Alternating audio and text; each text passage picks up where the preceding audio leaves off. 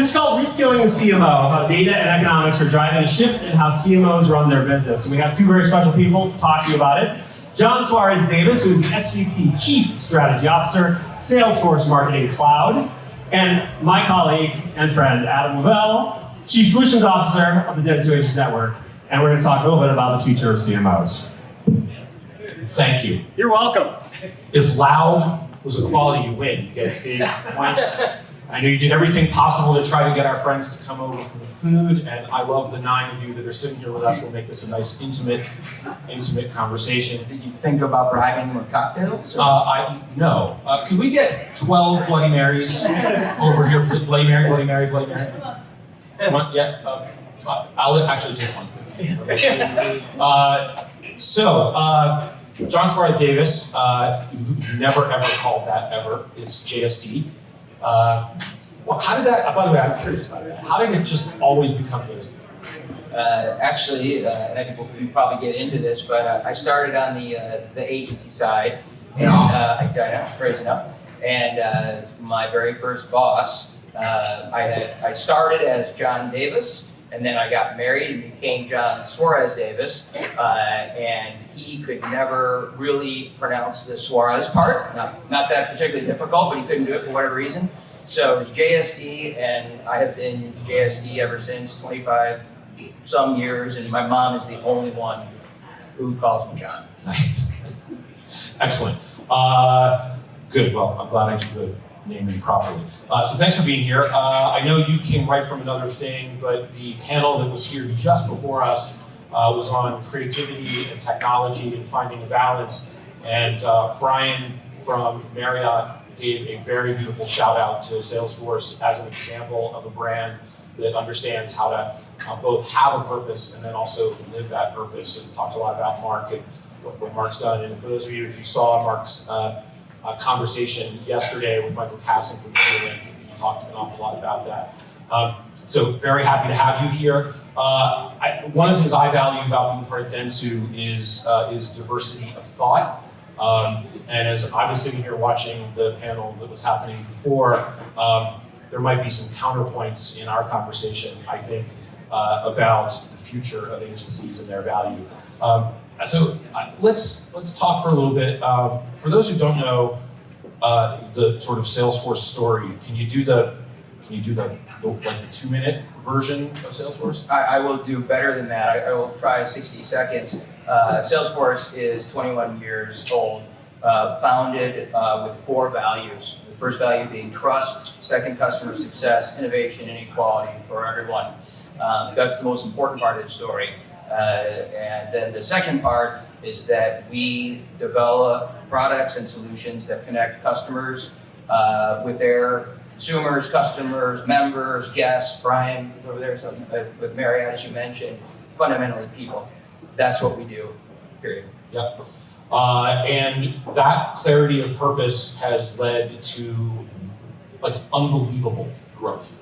And Salesforce isn't done. Like, as we look ahead to the next decade, I know Mark has been out there saying by 2034, Salesforce wants to be, is it a $60 billion company? If that's the number we're going to go with, then yeah, it really is. It's incredible growth. And I think in all seriously, I know you talked about it, and we did see the keynote yesterday with Mark, as well as Alan Chope, the CEO of Unilever. And let me just back up real quickly. I've been in Salesforce for 3 years. I was previously the Chief Marketing and Strategy Officer for Crux, the data management platform that Salesforce acquired. And I will tell you, when you go into Salesforce and you kind of hear the story about changing the world, about that business is a platform for changing the world, and you know, right? Let's be honest. There's like, it's just, come on, really? Yeah. And these values that I talked about. Okay, you say that, but are all business decisions based on it, right? Because those are 2 different things. And I can tell you, I've got some colleagues here in the room, it absolutely is how every business decision is made. Just again, Mark talked about yesterday about the episode in situation in Indianapolis, where also people know we're probably know we're headquartered in San Francisco. Second biggest office is in Indianapolis, and you know when that bill, if you didn't see it yesterday, was about basically discriminating against the LGBT community. And I mean, no shit, Salesforce is gonna pull out of thousands of people, and so that really, you just can't underscore that as a truly a principle-driven organization.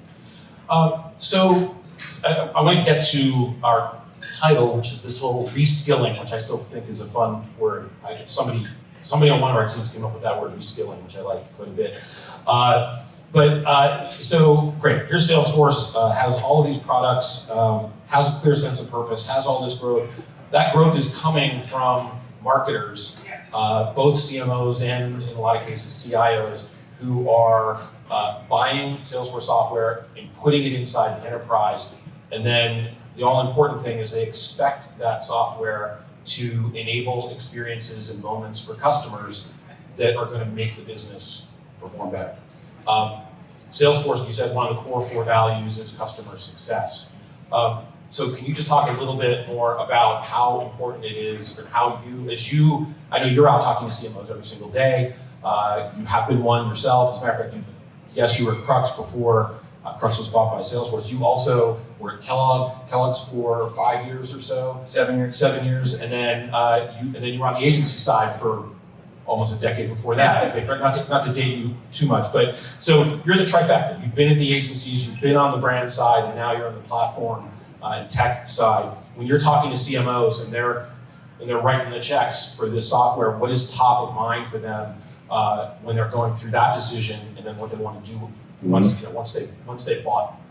Yeah, I think the topic that is on the top of their mind, and quite frankly keeps them up at night, is the ability to instrument their strategy, not only with the technology, and we've discussed this many times before, but with their internal capability and resource, as well as, incredibly important, their partner ecosystem. Right. And I know I caught the tail end of the previous panel, and I really do believe that we talk about the kind of, not the trifecta of my background, but the trifecta of truly the customer at the center, not the kind of hyperbole of it, but true strategies that put the customer at the center, and then the use of technology to enable those strategies. And then again, even you may find this slightly ironic coming from someone on the technology side, but again, the most important part is the ability then to apply that technology to that strategy, and oftentimes, if not every time, that's coming through some kind of combination of our solutions, as well as the partner ecosystem. And that's why I think in that last panel, I didn't hear all of it, but the kind of the divergence of where agencies are now and where they're going. I mean, the numbers are the numbers, and I know it's hard yards in the agency business. Again, I'm not that far removed from it at all, but I think that's potentially missing the larger landscape, which is services coming from whether it's global systems integrators or or management consulting firms, or again, very successful pockets of the agency system that is growing at pretty amazing clips. It's just kind of, if you zoom back out of it, there is an incredible amount of value created. And I think the best agencies, and I'm not just pandering to the audience here. Oh, please do. Go ahead. But I think what you're doing, dentsu and the whole family is a great example of understanding, if anyone's I'm a hockey buff, where the puck is going, and where you're creating value for your clients, you're winning business, and you're growing. Yeah.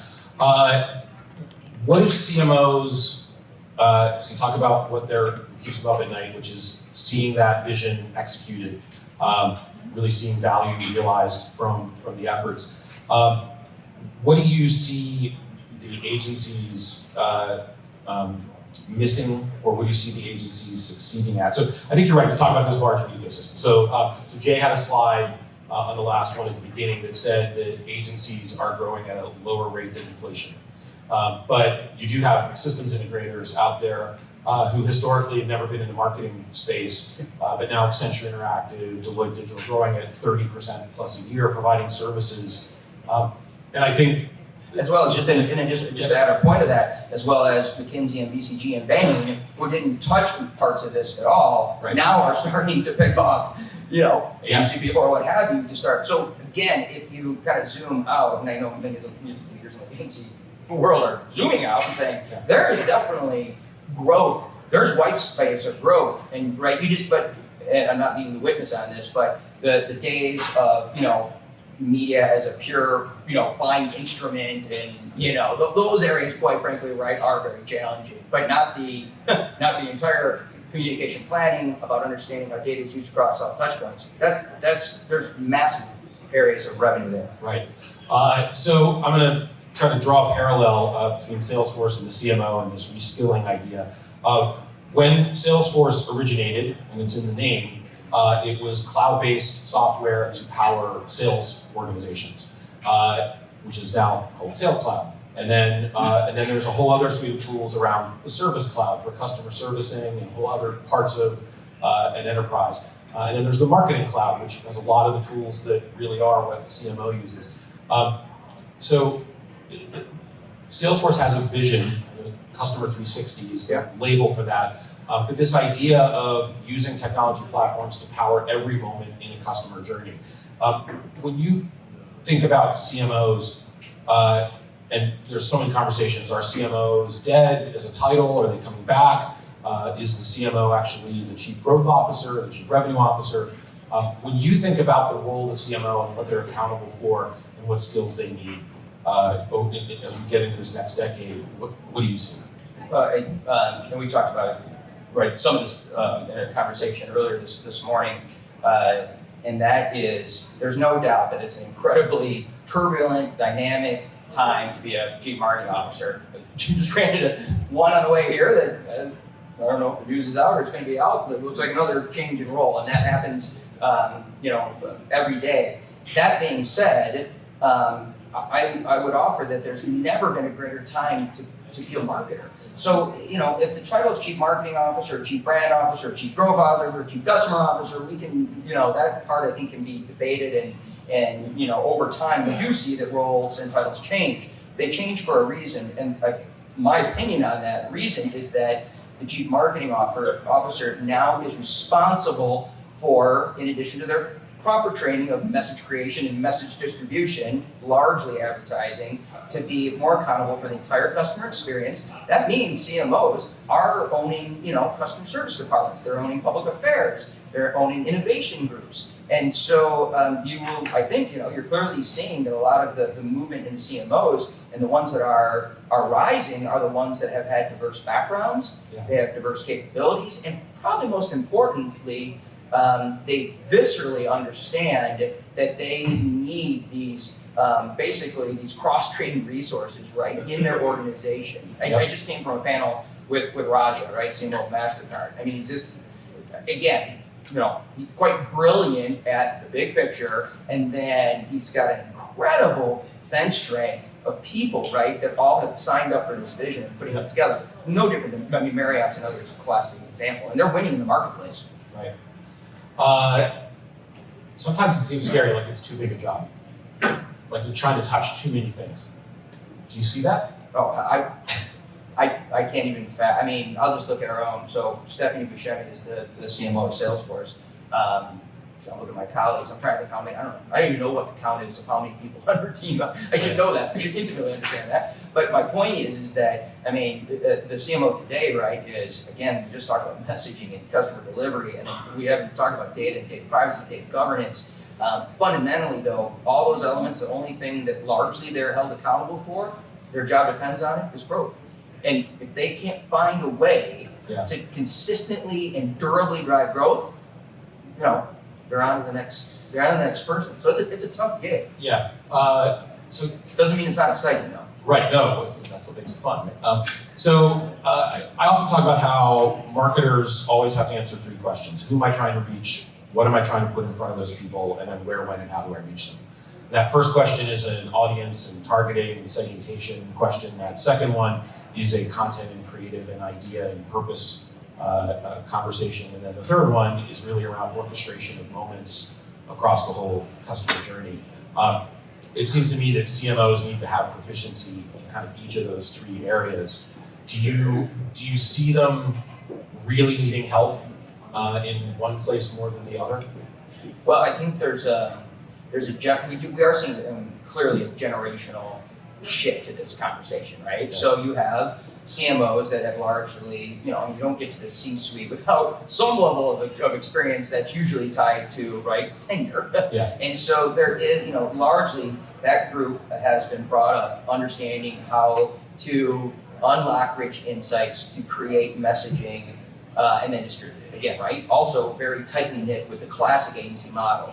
Yep. They are starting to, right? They're starting to move off generationally, and then the new progressive marketing leaders, again, they need that skill. It's not a skill, that they can just, basically remove. That's a really important skill. But again, they're having to ladder on, particularly, I think, the data and the distribution part. Right? And that's why I kind of go back, and I really can't. Again, maybe it's my ignorance, but I don't understand all the hate on, if you will, on the agency or the partner ecosystem, because I just don't fundamentally. Thank you. Yeah, and again, I'm not pandering. I don't see. There's no piece of evidence that suggests to me that the partner ecosystem will not remain a really, really important part of how companies are, driving growth. I don't see it. You'll have to switch. You may have to focus more on elements of companies that are insourcing things that they have typically outsourced. Yeah. But that doesn't mean that agencies won't play a role, albeit potentially or clearly a different role in how that comes to life. Well, and the capabilities that are housed under that word agency that are being provided to the client, those are changing. 100%. But fundamentally, it's no different. Again, I'm dating myself. But when I started the agency, remember, largely the creative team was on. They weren't giving a shit about it. They came out, right? They went up, you gave them the brief, they went to the mountain, and then they came back down, and and we lived through that part. Sure. That is dead, has been for a while. But so there's clearly a changing of the resources needed. Yeah. That doesn't mean it's the death of an entire category. I want to try to stay on the skilling question and what the CMO has to be able to do. And you brought up outsourcing or insourcing. Do you think that, I think that CMOs need to be able to understand how to be able to manage not I'm here in the brand and you're the agency world, that wall is falling apart as well. And so the idea of, I want a hybrid solution where I want 40 of your people badged on site in my offices, sitting next to my own people. And then some of these capabilities, I'm fine with them being offshored. And then some of them, I want you to still be in your offices with your other people doing stuff. And the CMO has to kind of almost manage their own agency, which is a distributed kind of labor model. Do you see that happening in places? Oh, absolutely. To your point, focusing on the CMO and reskilling, I think you and I first met when I was at Kellogg's, right? Yep. Yeah, that's what we did a decade ago. And if you just look at, so Kellogg's, the reason I actually came to Kellogg's, run the agency, was to set up the Center of Excellence, handling all global North America media, digital strategy, sharper marketing, effectiveness, dentsu, one of our massive partner for us in Europe. Yep. Nick Spear, Nick, I don't even know Nick, I haven't seen Nick in forever. He's still one of the greatest humans around. And you can see that that's something we did. Now, I was part of that, and then now Kellogg's the customer, and they're continuing to understand where they can create value. So should they have data scientists? Should they be bringing elements of communication planning inside? I'm just using them as an example because if you look at it over a decade, everyone is experimenting with where is value created, and quite frankly, at what point in time. Yeah. And I know many of our customers, for example, Salesforce customers, have found that pendulum swinging, right? They say, okay, I need data scientists. Seems like a logical thing.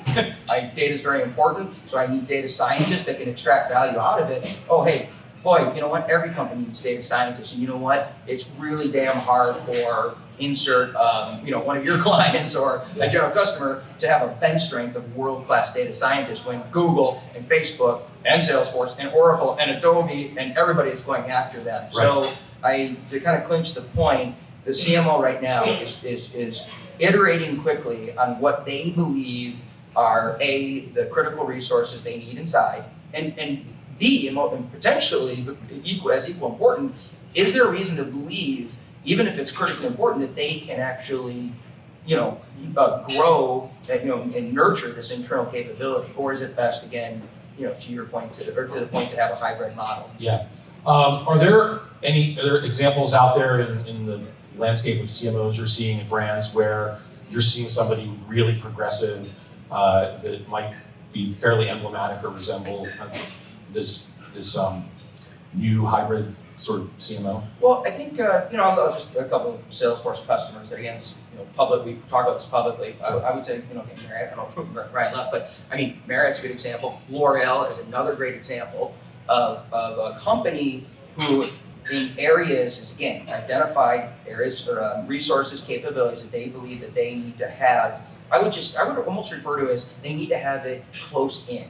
And oftentimes that means that they need to, quote, in-house it. They are literally, as an example, L'Oreal employees. Other times that it needs to be close in, and kind of to your point, I just need the agency or the partner ecosystem to be much more tightly integrated in my team than they have previously looked at it, right? And so, those are again, two examples that come to mind.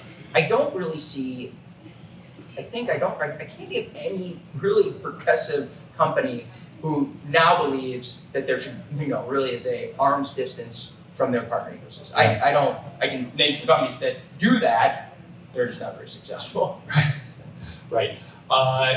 Good. So if we go back to those, so we talked a little bit about the sort of hybrid model of bringing agencies into the fold, using them in different ways, kind of call them sort of a different labor model.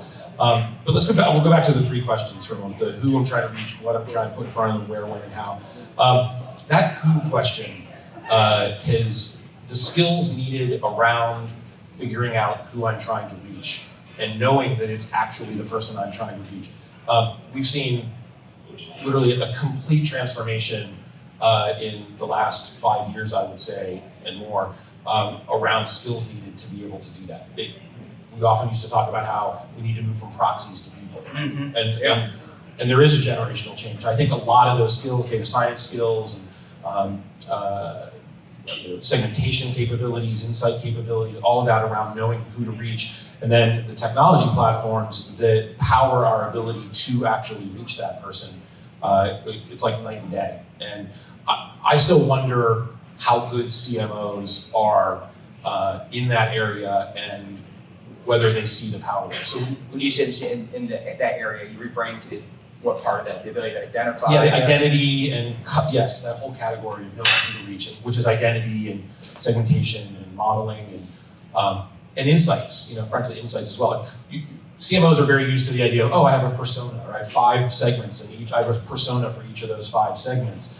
That's very different than having a database of 100 million people and knowing what to do with that and how to use that to create value. Yeah, well, I think that that speaks to a little bit about the tension that is talked about a lot in the marketplace about a brand marketer versus a direct marketer, and performance versus brand. I fundamentally think that's a kind of false premise. It's a I don't know, maybe a useless argument. I'm not sure why you're so focused on it, because what we are seeing is that when a CMO has a very clear customer-centric strategy, and that looks different in financial services than it does in life science. You know that from retail to CPG, B2B to B2C.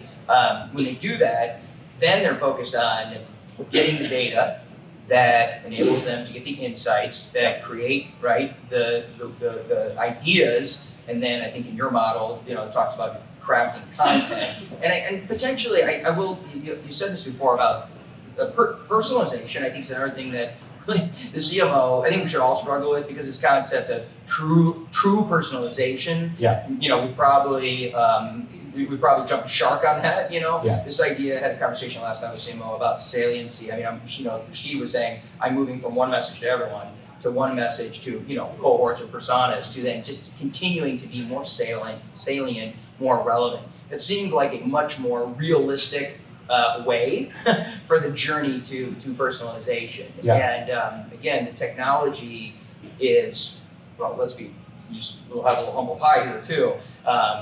The reason identity is difficult is we don't have all the solutions, right? There's not all the solutions are built, and there's a lot of regulatory, there's a lot of elements that are barriers to seeing that through, that the CMO really doesn't have control over. I'm going to date myself slightly, but years ago at another agency, did work for LLB, and it was at the time that caller ID was new technology. And so in the call center, we connected caller ID with customer purchase history. So you would call into LLB, and the person would say, oh, hello, Mrs. Wilson, thanks for calling. How do you like those duck boots you bought last month? And they would hang up. They were freaked out. They couldn't take that somebody was so invasive and knew, how did you know that? How did you know that? Now today, we were talking about apps in the last panel, but today, if I pick up the phone and call United Airlines and if it doesn't say welcome back, I'm pissed. I'm pissed off, right? And so I think customers' expectations have changed, and so the skills that the CMO needs to really own and capabilities the CMO is responsible for making sure exist inside the enterprise. I think, to your point, I sort of like this. Saliency is a great word. I haven't heard that. It's like, that's not in. I'll give credit to the person who was. So it was her. It was her. Yeah. I wish I could take credit for it because I just to kind of clinch that point. Yeah. I think that we both the agency and technology, the service side, we don't do ourselves any favor when we kind of get ahead of our skis on personalization and these things that again are just very, very difficult to do, especially at scale, right? And so if we, as again, all in this together, if we can be a little bit more realistic at times with the CMO and others about like things like even just something as simple as from personalization to saliency or relevancy. It brings what it does is that I think it allows the CMO to say, oh, I can get there. How the hell am I going to personalize messages to this group here in front of me? Where they are in the life cycle, the shopper journey is just really, really hard. But I can use data to know more about them than I did before and deliver a more relevant message, right, with data and technology that I could last quarter. Well, watch That's this. a win. Watch this. This is going to be a crazy experiment. Can everybody stand up for 1 second, please? Oh, Derek's like, I'm not standing up. Please. Okay. I'll stand up. If you didn't drink alcohol last night, you can sit down. Wow. Okay, who are you? If you drank only wine last night, you can sit down. I was good last night. If you only drank beer last night, you can sit down. If you only drank vodka last night, you can sit down. Tequila. Gin. Wow. Only. If you only drank, if you drank more than 3 different kinds of alcohol last night, you can sit down. Okay. If you only drank bourbon. There it is. I got 2 more people still standing. She's not listening. If you were out till 1 a.m. doing karaoke. So Stand back up. So, hi, my name's Jay. I'm an alcoholic. So I got to Kelly, but I'm not sure what the criteria were. We ended up with just you, Kelly, but we did. So now I'm going to have a one-to-one conversation with you. It's going to be it's a little moment, maybe a little intervention. We all come together to talk to you about certain things. So the point of that was actually to get to this audience of 1 and then figure out how we talk to one special person. I do think that there's a spectrum. I think that one special person, it's always Kelly. Hey, it's okay to say the same thing to a whole bunch of people.